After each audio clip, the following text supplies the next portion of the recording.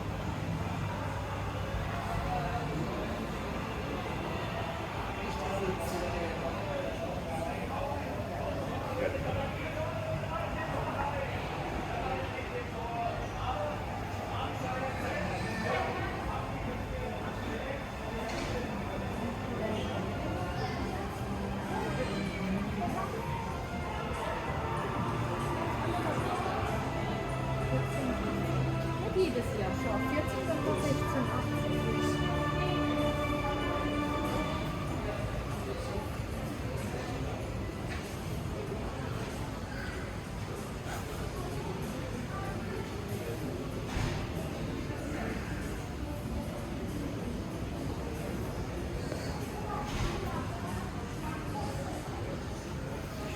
Ja, du musst hier von der Seite.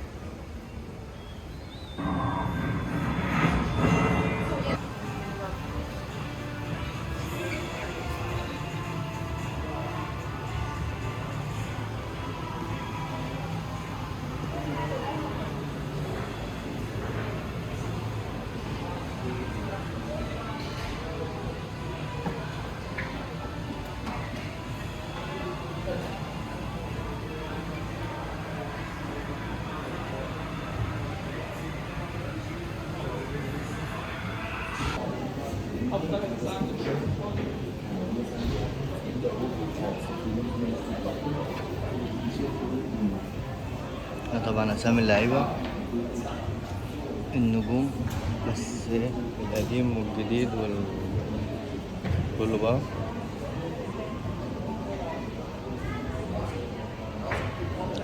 أغلب الناس كده معرفهاش، بس يعني عشان الناس قدام شوية.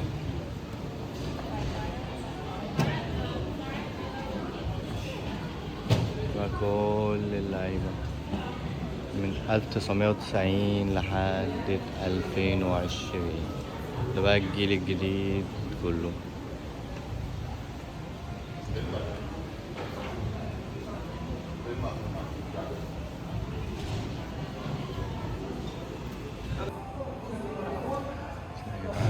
عظمة.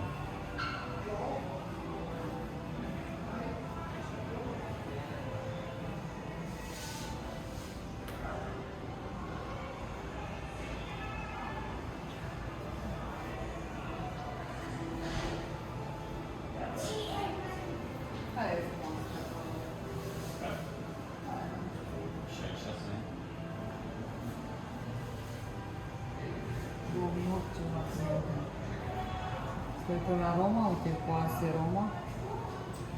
Champions League. UEFA Champions League. Face că stau peste cap, așa, știi?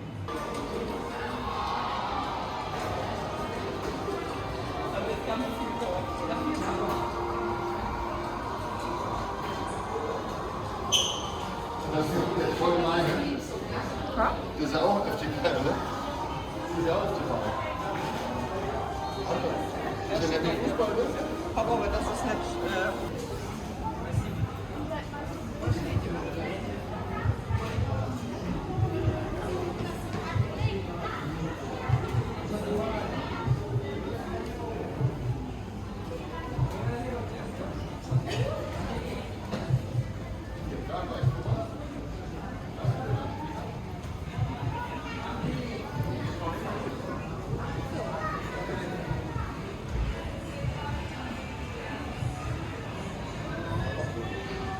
Der Vereinsname und wer weiß, was hier steht.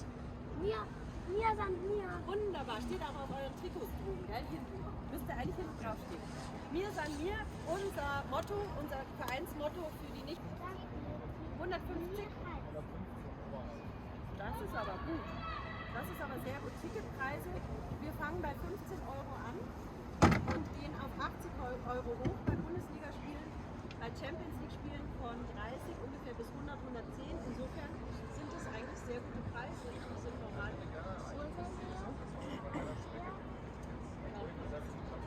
Sie müssen froh sein, dass es funktioniert nicht immer, aber meistens.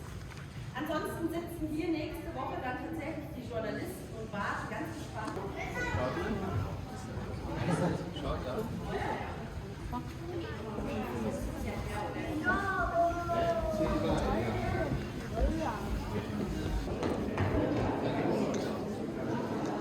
الغريب والمدهش اللي هتشوفه هنا ان لازم كل لاعب من لعيبه بايرن ميونخ لازم يكون عنده عربيه اودي، ولو حد فيهم ركب عربيه نوعها غير الاودي بيدفع 50,000 يورو كعقاب. ده الغريب واللي انا ما كنتش اعرفه، اول مره اسمعه في حياتي.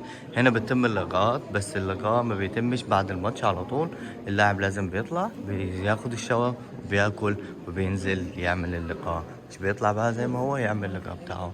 وده اغرب حاجه شفتها في موضوع الاودي، لان اودي هي من حاجه الراعي الرسمي للبايرن ميونخ. تعالوا نكمل.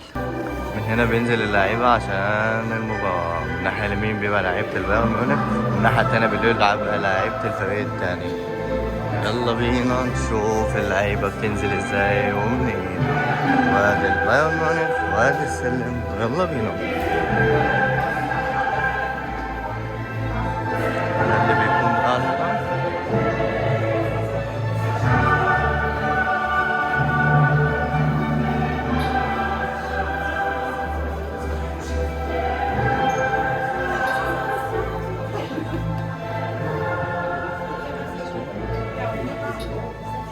وادي الملعب.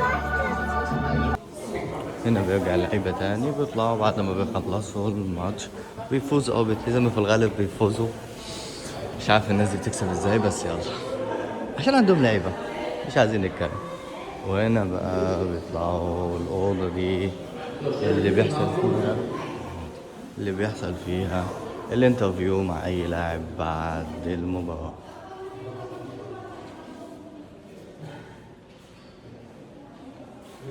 وبكده يبقى تقريبا شفنا كل حاجة إلا أوضة تغيير الملابس بتاعت اللعيبة طبعا، لأن حاجات بتكون ممنوعة. دي أوضة تغيير الملابس بس طبعا مش الأصلية، هي شبه الأصلية بالظبط، لأن طبعا ممنوع ندخل الأصلية. دي شبهها بالظبط، بيكون كل لاعب عنده المكان بتاعه وفي الحاجة بتاعته. هنا طبعا الشوز والحاجات بتاعتهم. كده تقريبا يبقى خلصنا، أو هنشوف لو في حاجة تانية. أنا معاكم. كده يبقى خلصنا وشفنا كل حاجة، بس ده شكل الاستاد من برا، الاستاد بالمتحف وكله. عشان اكون واضح معاكم، الاوضه الاخيره دي ما كانتش اوضه لتغيير الملابس فيك، دي بتبقى اوضه تغيير الملابس للنادي الضيف اللي جاي يلعب بايرن ميونخ. هو مجبر يجي يشوف التيشيرتات بتاعت اللعيبه متعلقه، ملناش فيه. وبكده بقى خلصنا الفيديو. يا رب تكونوا استمتعتوا وشفتوا معايا حاجه جديده، زي ما انا كمان كنت بشوف لاول مره حاجه جديده. اشوفكم في فيديو جديد، والسلام عليكم.